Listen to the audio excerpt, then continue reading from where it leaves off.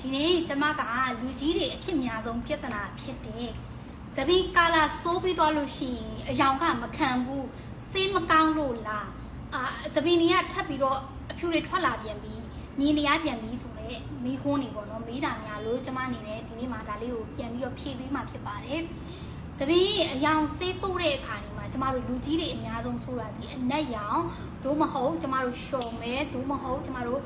အညိုဘက်သွားတဲ့အကြောင်းမဟုတ်ကနီဘက်သွားတဲ့အကြောင်းလေးတွေကိုစိုးများကြပါတယ်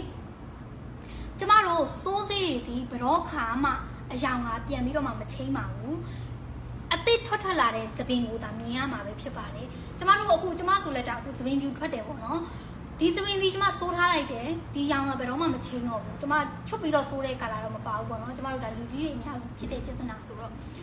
အဲ့တော့ဒီသပင်ရောင်ဒီသပင်ရောင်တိုင်းပဲဖြစ်ပါတယ်။လူကြီးနဲ့အဖြူကိုမြင်ရတာဒီအသစ်ထွက်လာတဲ့သပင်ပဲဖြစ်ပါတယ်။ကိုယ့်ရဲ့သပင်ရှည်နှုံးပုံမူတည်ပြီးတော့ဒီအဖြူကိုလည်းလိုက်ပြီးတော့မြင်ရမှာပဲဖြစ်ပါတယ်။အဲ့ဒီမှာကျွန်မတခုပြောချင်တာလေးကြတော့လူကြီးတွေအများဆုံးဆိုးတဲ့အရောင်ဒီအနက်ရောင်ပေါ့နော်။အနက်ရောင်ဆိုးတဲ့အခါမျိုးတွေမှာဆိုလို့ရှိရင်အဖြူနဲ့အနက်ဆိုလို့ရှိရင်လုံးဝထီးနေတဲ့ကာလာမျိုးပေါ့နော်။အဲ့ဒါအခါမျိုးမှာကိုကအနက်ဆေးဆိုးထားတယ်ဆိုလို့ရှိရင်တစ်လားလောက်ကြာပြီဆိုလို့ရှိရင်ဒီသပင်ကတစ်လောက်ကထွက်လာပြီပေါ့နော်။တစ်လောက်လက်လုံးစားလောက်ထွက်လာပြီ။ထွက်လာဖြစ်တဲ့တအားတိတာနေပြီဒီထိတ်ကြီးမှာဖြစ်တဲ့အတွက်အယောင်ကလည်းမြင်ရတယ်။အဲ့တော့ကျမအနေနဲ့ကြံပေးချင်တာလေးတစ်ခုက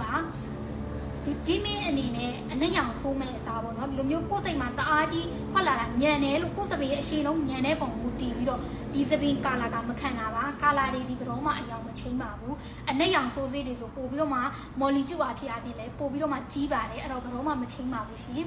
ကိုယ့်ရဲ့တစ်ထွက်လာတဲ့ဒီစပင်းအရှိလုံးတိုင်းပဲကိုယ့်ရဲ့စပင်းပြူမြင်ရမှာဖြစ်ပါတယ်စိတ်မကောင်းလို့လည်းမဟုတ်ပါဘူးเนาะဒါကိုယ့်ရဲ့စပင်းရှိလုံးပဲဖြစ်ပါတယ်အဲ့တော့ကျမတို့လူကြီးတွေအနေနဲ့အနက်ရောင်ဆိုးစေးကိုစိုးမဲ့အစားကျမတို့ dark brown လို့ခေါ်တဲ့ဒီစပင်ကာလာတစ်မျိုးပေါ့နော်အနက်တော့အနက်ပဲသူကအနက်စင်မဟုတ်အမှောင်ပတ်သွားတဲ့အကြောင်းမျိုး dark brown လို့အကြောင်းမျိုးတွေစိုးနိုင်ပါတယ်အညိုပေါ့နော်အညိုရင်းဘက်တွေစိုးနိုင်ပါတယ်ကိုကအနီဘက်သွားတဲ့အကြောင်းဆိုလို့ရှိရင်အနီကိုမှလုံးဝမှိန်နေပေါ့နော်အကြောင်းမျိုးတွေကိုရွေးချယ်ပြီးတော့စိုးပေးနိုင်ပါတယ်ဆိုတဲ့အကြောင်းလေးကိုချစ်ခင်စွာဖြင့်ညှောက်ဝေပေးလိုက်ပါတယ်အားလုံးပဲမင်္ဂလာရှိသောနေ့ရက်တိုင်းကိုပတ်စံနေကြပါစေရှင် Fusin Hair Stylist